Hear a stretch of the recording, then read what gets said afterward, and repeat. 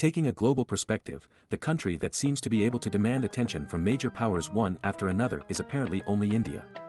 In recent years, India has indeed been on the rise, enjoying cheap oil from Russia while benefiting from the transfer of industrial chains.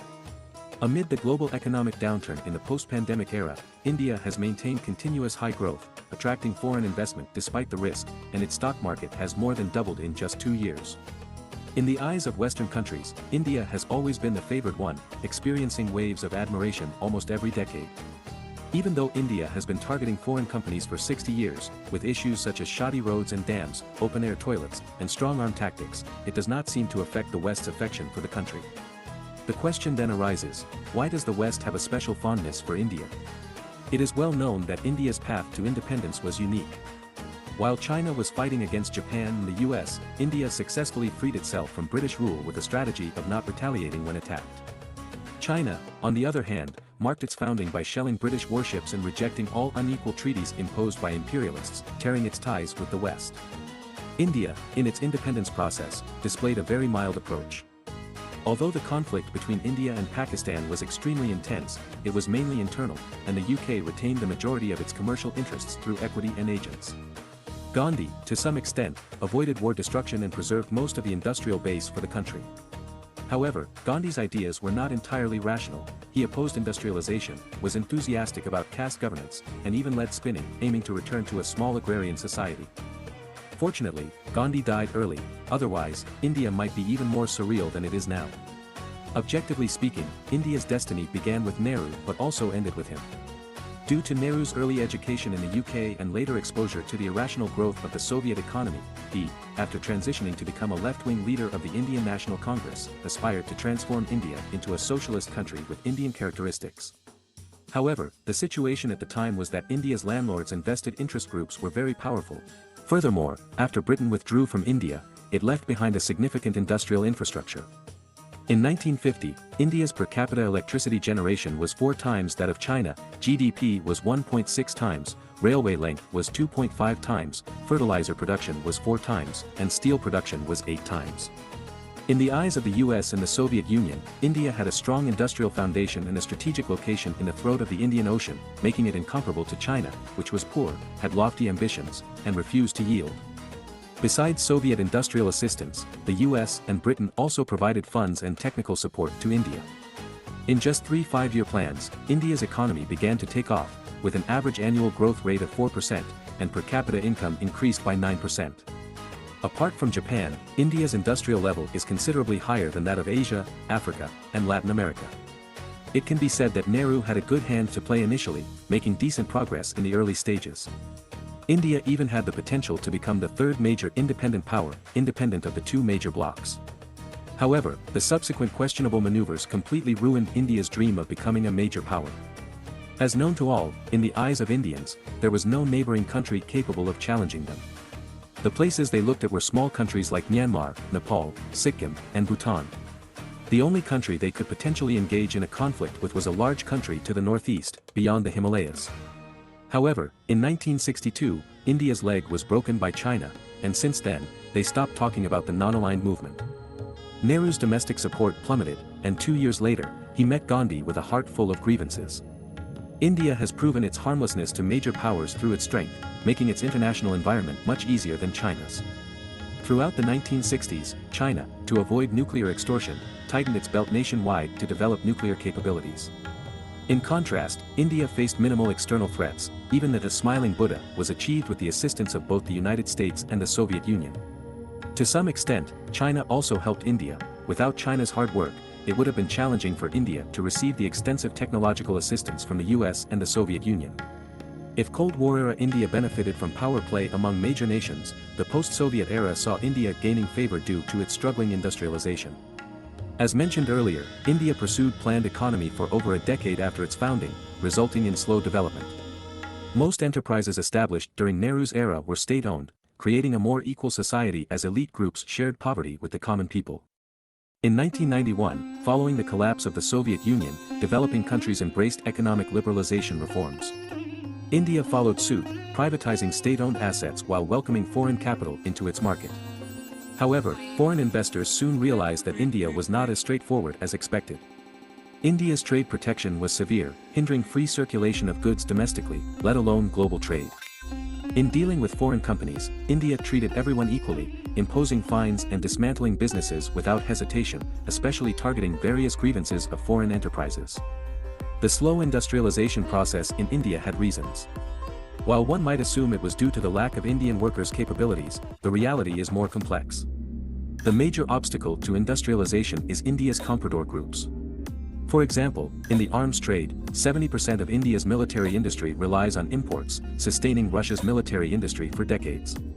If developing major weapons like aircraft carriers, airplanes, and nuclear submarines domestically is too challenging, sourcing parts for gun barrels externally is indeed unacceptable.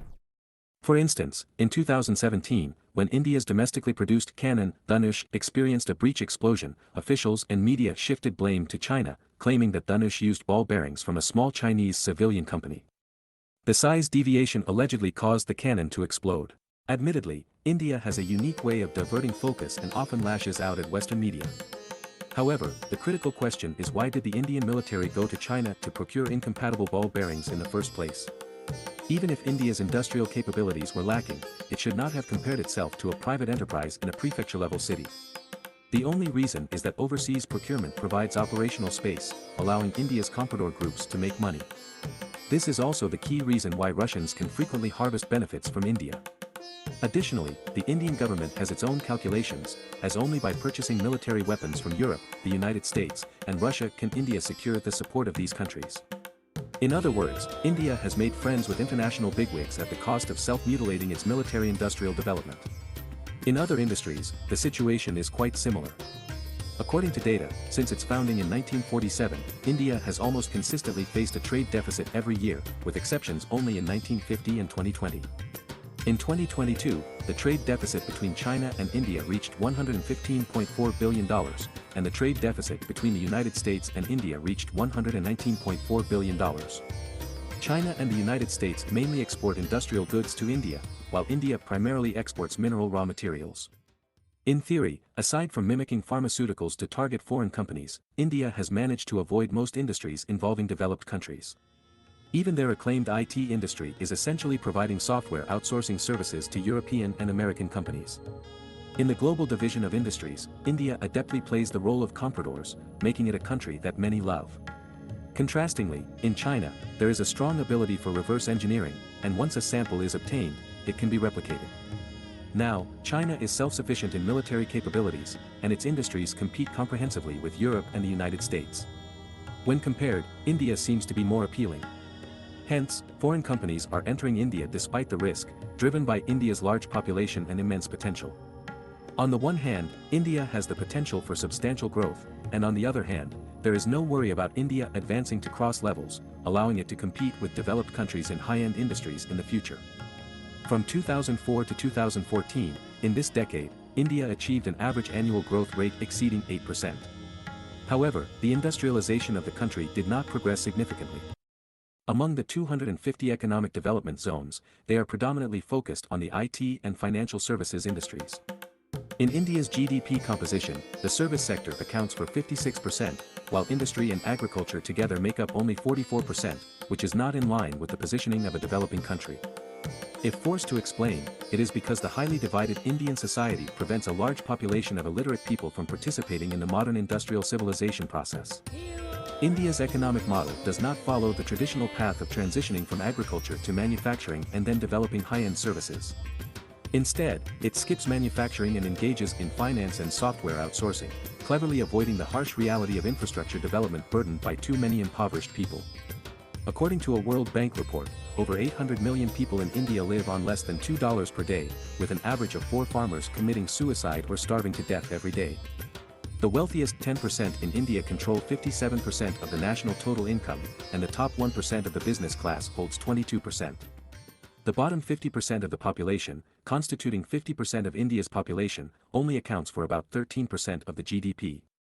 From an economic perspective, India has 10 million rich people, 20 million middle-class individuals, and 70 million poor people, with the remaining billions having no economic significance, making it challenging to realize the value of individuals. Therefore, in Modi's speech on India's 75th anniversary of independence, he frequently emphasized India's development potential, but did not mention how to change the domestic poverty situation.